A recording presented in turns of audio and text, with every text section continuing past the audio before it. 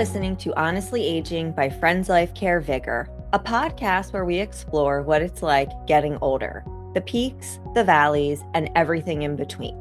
In this season of Honestly Aging by Friends Life Care VigR, we are covering topics related to vibrant aging.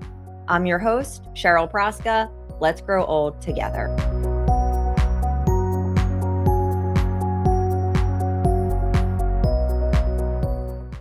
On today's episode, I'm joined by Holly Beebee, a shining example of vibrant aging.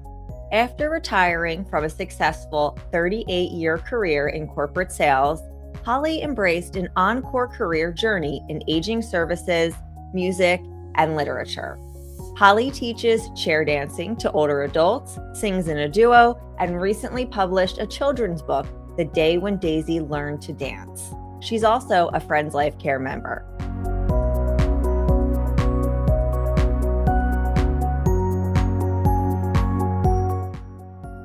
Holly, welcome. It is such a pleasure to have you here today. How are you? I'm fine, thanks. Glad to be here. Absolutely.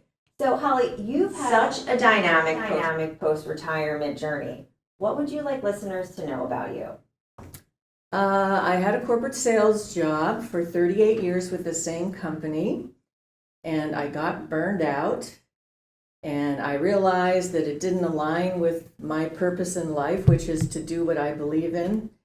And I gave them 7 weeks notice. It was quite a shock to the whole company, but I just needed a change, and I had no idea what I was going to do with my life after that. So after a 38-year career in corporate sales, is there anything else that you want to say about how you just knew it was your time to retire from that? We were having quality issues, and a lot of them. And I finally told the vice president or one of the co-presidents of the company, I said, I don't believe in what I'm doing, and I don't have confidence in what we sell, and I just can't do it anymore. So I just couldn't do what I didn't believe in doing, and I just said, this is it. I decided I was going to take 6 months off and take a really long vacation. I went out to California and saw cousins I hadn't seen in 30 years, and I just needed a long break with no idea what I was going to do with my life after that. It sounds a little, on the one hand, a little scary. On the other hand, it sounds exciting and a little mysterious to have to retire. And it sounds like you didn't necessarily know what was next. What was that time like for you? And I'm thinking from when you knew it was time to go to then leaving, and then that 6-month period when you were figuring things out. Well, one reason I knew I could do this is I had been contributing to my 401k for years and years and years. So it wasn't as though I was going to be out on the street.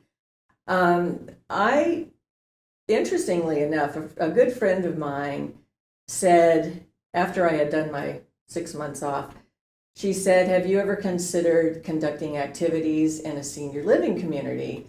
And I said, no, but I think that would be fun. And there happened to be one right around the corner from where I lived. They weren't advertising for that position, but I told them that I sang and played guitar and danced and had dealt with a lot of personalities in my sales career. So I applied to be an assistant to the activity director. And I also knew the demographic of our society was becoming older and older and older, and I thought this would be a really good field to get involved in.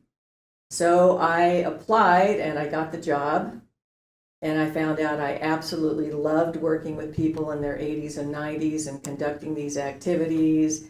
And my boss gave me a lot of free rein. She let me make up my own activities, and I would make up exercises and asking them questions about their lives and writing it down on the board. And I just had a blast. So I just knew there was something about that demographic and people in that age range that I related to really easily. And I had so much fun. It sounds like it all kind of happened organically. Yes. Did you have a vision for your retirement? No, I had no vision whatsoever. While I was there conducting activities, they needed something for the talent show. And my boss again gave me a lot of free rein, and I love to dance. So I started coming up with dances that these seniors could do sitting in a chair or a wheelchair. And at the talent show, we performed these dances. And after we finished, people started screaming and clapping. And I thought, wow, I didn't expect that reaction. And my boss she was really surprised. She said, what was that? She said, who does that? She said, we should take this to other communities. And then this light bulb went off in my mind that I could take it to other communities and start making phone calls and start a business teaching dancing in chairs at senior living communities. So that's what I did. And it sounds like you took a lot of your experience from sales, your days of probably cold calling and having to explain a product. Now you and your chair dancing is the product. So it sounds like you were able to take a lot of your career and put it into your post-retirement journey too.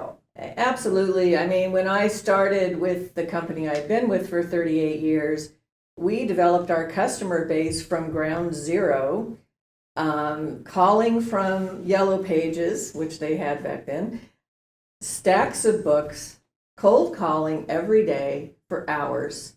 So I was very used to making cold calls, not afraid of being rejected. So when I started this dance and chairs business, I must have made 600 cold calls. And most of the time, the activity director was giving an activity and was not available to answer the phone. So I would leave a message, tell them what I did, tell them that I would be glad to come out and give a free demo to their group. And if they liked it, they could hire me. And that, the sales background just made it so easy for me to just take a chance and make the phone calls. So I did that, and after the first 7 demos, I got 4 clients. And I thought, well, that's better than a 50% success rate. So I thought this could be a legitimate business. And I just, within a year and a half, I was teaching 40 classes a month, nonstop. From 9 in the morning, I'd start out, get home at 5 o'clock, drive all over the place. And I was really surprised. It was really well received, surprisingly well received.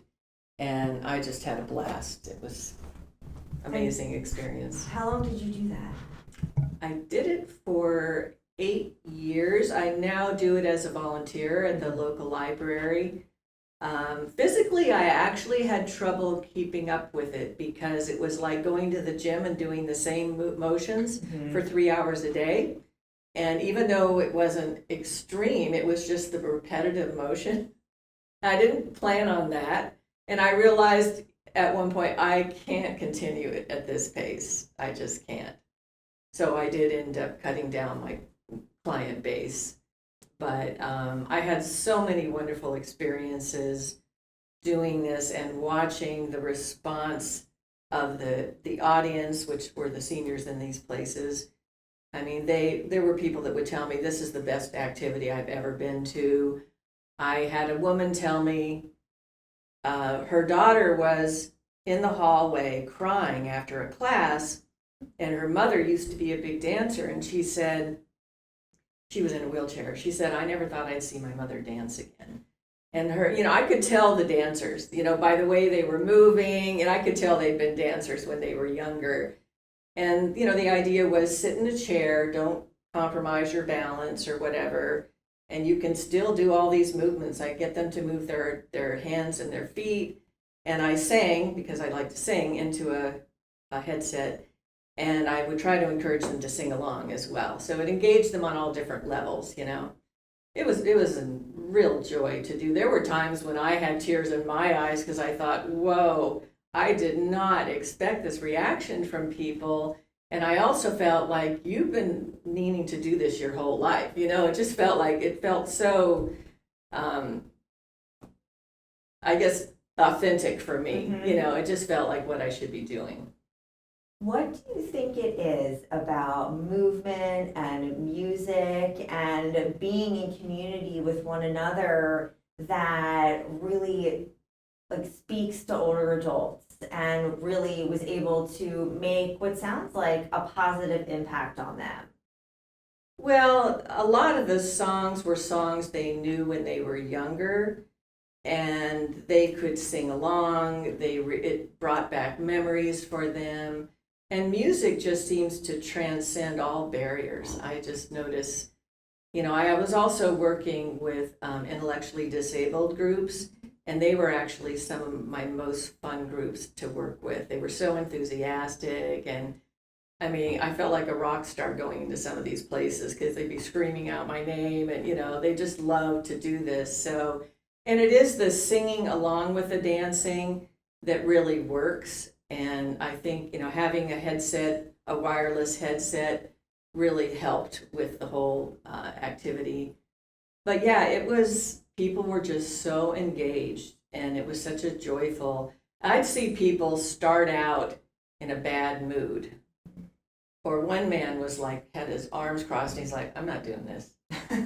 And then by the end, he was starting to move to the music, very slightly. But I learned to just, for the most part, relate to the people that were responding the best.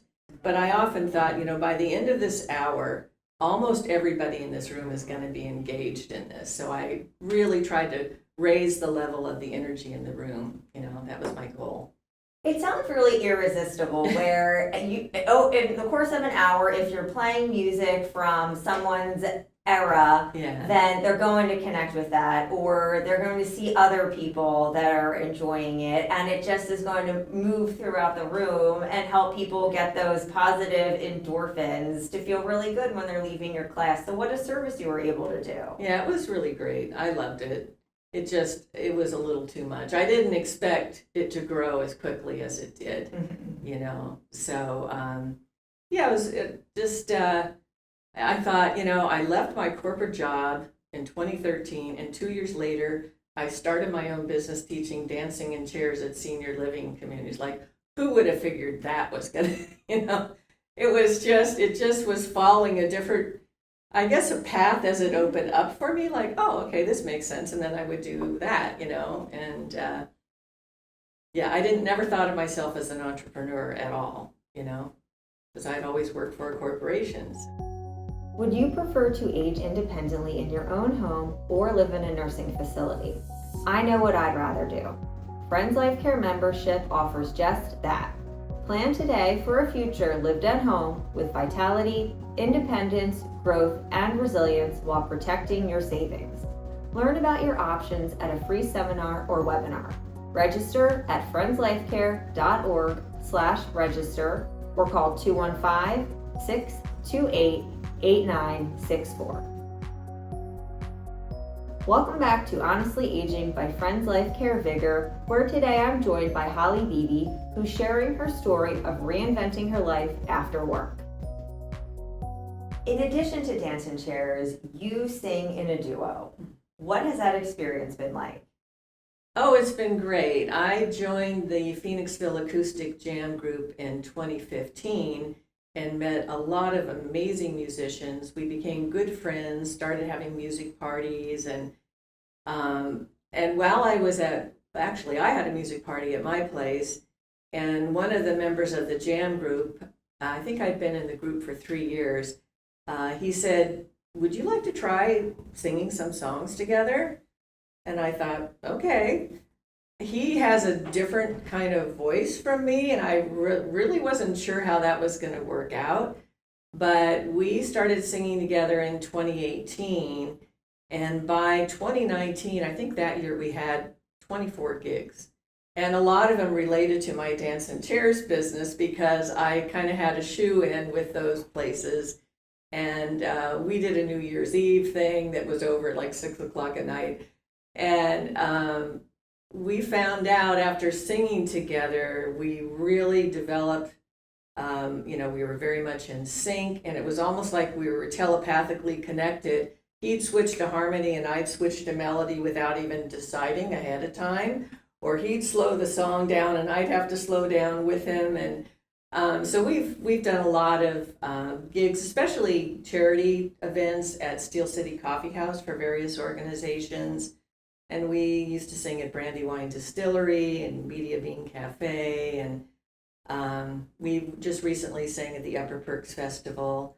And we just love it because we find that when you have harmony, somebody sitting there with a guitar for 2 or 3 hours with one single voice is not nearly as interesting as a duo singing harmony. And then we kind of kid around with each other and with the audience. So there's this great chemistry while we're singing.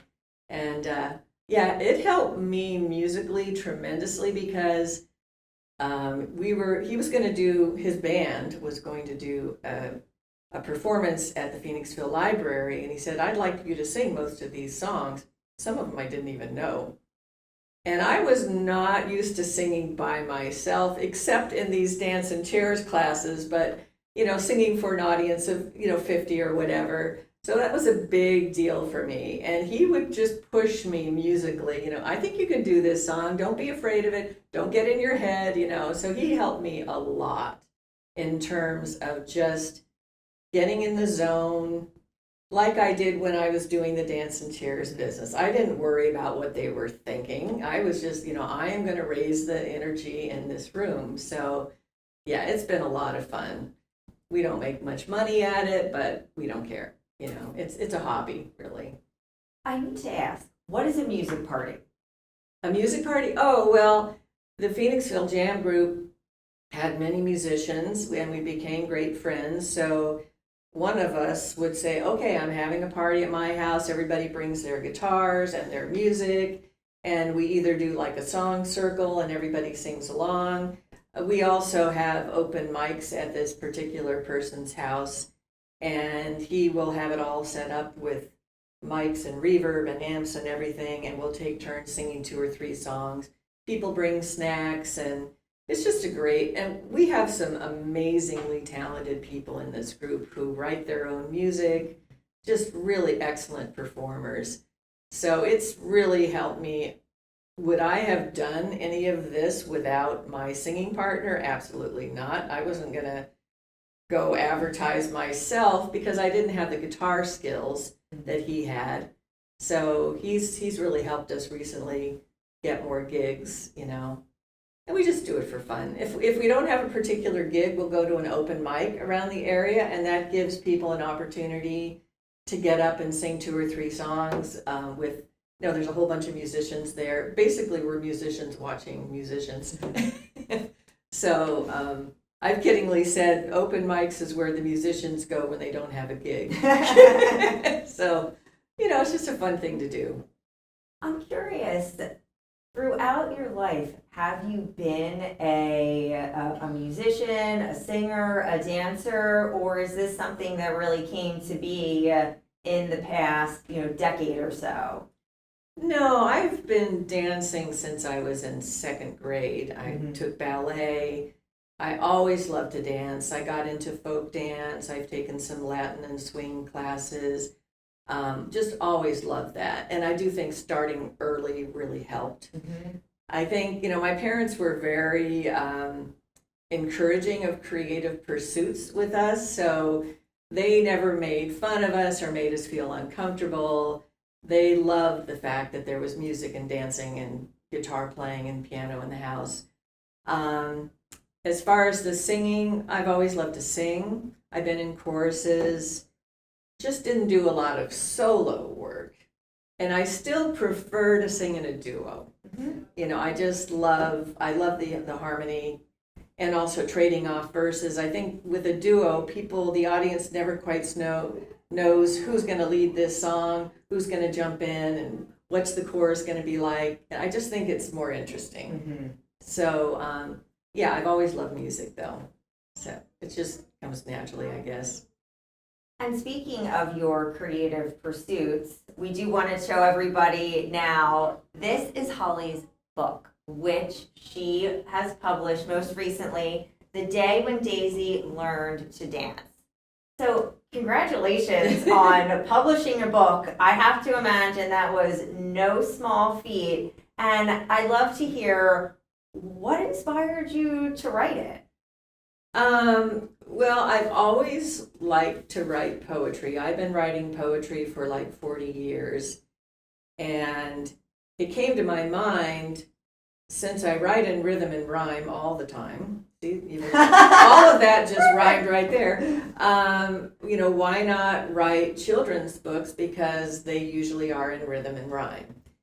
And then I got this idea that why not write a series of stories about Daisy, who is this white Maltese cutie little dog, and have each story have some kind of a message for children that's lighthearted. And so it's funny because my hairdresser, she said, "Oh, you need to write about a story about Daisy hating vegetables." So I wrote one about that. "You need to write one about Daisy getting a buzz cut and being teased by all the other dogs." So I wrote one about that. And so I kept sending them to her every time I would write another story. But yeah, I wanted to write stories about Daisy the dog, who of course has human qualities, can talk and do all kinds of things, and the adventures that she would get into and the lessons that she would learn, in a way to encourage kids to learn certain things. And so that's how it came to pass, and I have about 20 some stories now. This one just got published, but I have a second one coming out that hopefully will be published by early next year, called Daisy and the Veggie Hater.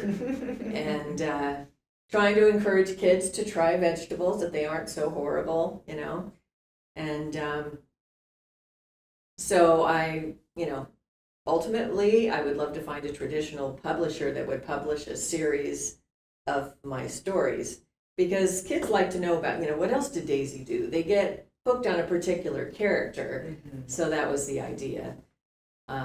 This one just got published. So there's the idea of Daisy and Daisy's adventures, and then there's the book. It's published. There's so much that has to go on in between the idea to publication. What does that journey look like? Well, I worked with a hybrid publisher, and between sending them the story in May of last year and it being published, I'm actually now waiting for my 100 hard copies of this. Mm-hmm. It's been from May of last year until now, so it's a long process. The next book shouldn't take as long. I understand the process now. We already have this character, mm-hmm, that we can use. So it should go a lot more quickly. But yeah, it's a long process. It's a long process. And paging through it, the rhythm and rhyme aspect of it, I am sure children will love. And something else that stood out to me was the diversity in the children's characters that, yes, you're bringing in. Children from all different backgrounds. How did that come to be? What inspired you to be so inclusive in that way? Well, I purposely told them, I don't want all of these kids to look alike. I want different backgrounds. So yeah, they added those characters to the book. Okay, wonderful. Yeah. It definitely stood out to me in paging through it, and I'm sure it will stand out to others. Right. And all different types of children will be able to connect with the characters in the book. So right. I'm really excited for that for you. Yeah, no, I definitely wanted to include that. So we heard about Daisy learning to dance, Daisy hating veggies, maybe she loves them at the end, Daisy getting a really bad haircut, we've been there, done that. What are some of the other adventures that Daisy has that you might want to share with us? Well, one is going to be titled Daisy Gets Messy and Then She Gets Clean. And Daisy, this was inspired by a Cocker Spaniel dog that we had that would pick up things from upstairs and then carry them down the stairs to show us. And one time she grabbed a big package of toilet paper, like 8 rolls. Mm-hmm. And we heard this bump, bump, bump, bump, bump down the stairs, and she shows up with that. So that inspired an idea of, Daisy getting into all these things, dumping things all over the floor, running outside with a toy in the mud and running back in, and there's mud flying everywhere. So Daisy gets cleaned up, she gets a bath, and, she needed to calm down a little bit, but she was having fun, Another one is something about Daisy tries to get rid of the mouse in the house. And she realizes that she doesn't have the skill set to catch this mouse, but the cat down the street does. So she gets the cat to come over and chase the mouse all over the house, into the town, up and down trees, up and down stairs. She's just chasing and chasing and chasing. Finally, the mouse is exhausted and goes into its little mouse house, which we could probably just say mouse house on. And, and the idea was, if you can't do something, ask a friend to help. Maybe this friend will know how to do this thing. And it's okay to not know how to do everything, and so, yeah, in the end, the mouse gets really tired and gives up. She doesn't kill the mouse, which I thought was not appropriate. We don't want to make it a violent thing. So, yeah, and then Daisy gets a buzz cat. She goes to this hairdresser and asks for, very specific idea of what she wanted, and the hairdresser's eating carrot cake and ignoring her. Yeah, and she just totally cuts her fur down to nothing. And she's in shock and embarrassed, and she's afraid everybody's going to make fun of her. She goes to a dog park, and one of the dogs says, "That is a cool haircut. I want to get one like that." The next thing you know, the entire town is getting buzz cuts, and they've advertising them at the hair salon. Of course, the dog is sitting in a chair like a human, And so suddenly she realizes, this is pretty cool. I was really embarrassed, but I kind of like having this haircut. So it's trying, again, to get kids to not be embarrassed about things. It's okay to be different, There's many, many more stories, but I'm hoping eventually, again, to have a series published. But I'm going to go one by one, When did you discover that you had this gift for writing? I guess I was in my 20s or 30s. I did take a creative writing class in high school. I wasn't really doing rhythm and rhyme at that point, but yeah, this is how it comes to me. Both poetry for children or regular poetry, it always comes to me in rhythm and rhyme. And once it starts, I have to have a pen and paper handy because it'll just keep coming through my mind. I do spend a lot of time tweaking the rhythm and rhyme, because if you're going to write in rhythm and rhyme, you really have to make sure it's right. Otherwise, people will trip over the words, the rhythm. I'll read it out loud and make sure that it has the cadence, Yeah, it just kind of feels like it just comes through me. I'm sort of a conduit for it, and I have to get it down on paper before I lose it, And how are you bringing Daisy and her adventures into the community? Well, I do have a website, which is daisyfindsjoy.com. And there is a way to buy the book from the website. You go to About a Book, and then it says Buy Now. I actually would prefer people buy it on Amazon, because most books are sold on Amazon. And all you have to do is type in The Day When Daisy Learned to Dance, and it will come up right there. And it's available in paperback form on Amazon and through my website, actually. Those are two ways. I really want to start events once I receive my 100 copies of this book. I would love to do events at libraries, at bookstores, children's parties. I have no specific idea I'm open to all sorts of ideas about how to promote it. So I would love to do events with children, probably ages 3 to 7, around that range. The idea would be to get the kids to have like a half-hour program. Get the kids to talk about their pets and their funny little stories. Read the book to them, which won't take long.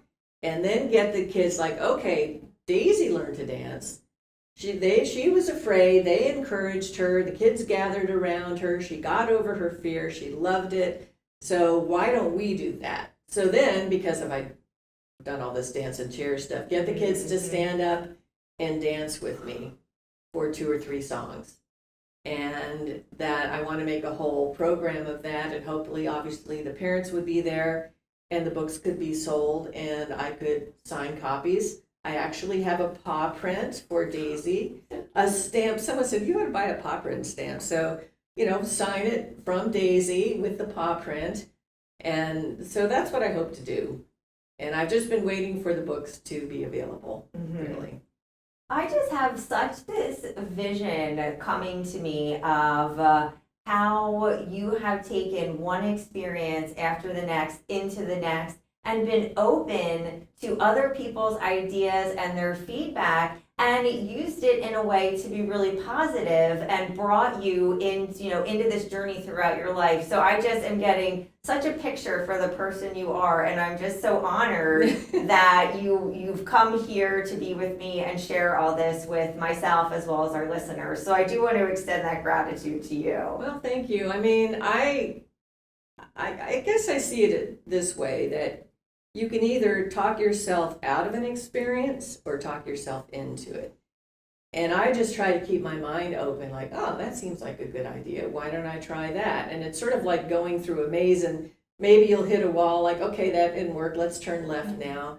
So I just keep trying to come up with ways to make something work. And I think from a sales background, you can't start out the day saying, oh, this isn't going to work and I don't like this product. You have to think about, how can I make this work every day? And otherwise you wouldn't sell a thing. So that's how I try to live my life. Just, how can I make this work? Yes. What more might you like to say about the impact that you're hoping that your books, Daisy and Her Adventures, might have on children and their families? Well, I'm hoping it will encourage them, like in this case, to try something new that you might be afraid to do. It's like, don't let that fear stop you, just do it anyway. So that would encourage maybe shy children to get up and dance. And I think learning to dance at a young age is really critical for your adult life later, because since I've been dancing all my life, I have no fear of it, And then like with the Daisy and the veggie hater, I mean, the little girl is like feeding her peas to the dog under the table, hoping mom doesn't notice. And then Daisy, who's a very smart little dog, she says, well, why don't you give them a try? Why don't you try them for me? With some curiosity. And then for Daisy, she tries one little pea, and she said, I didn't gag, I didn't cry. And Daisy's so happy. And then next thing she knows, she's asking her mother to pass more peas to her, and her mother is shocked. So that's, that idea.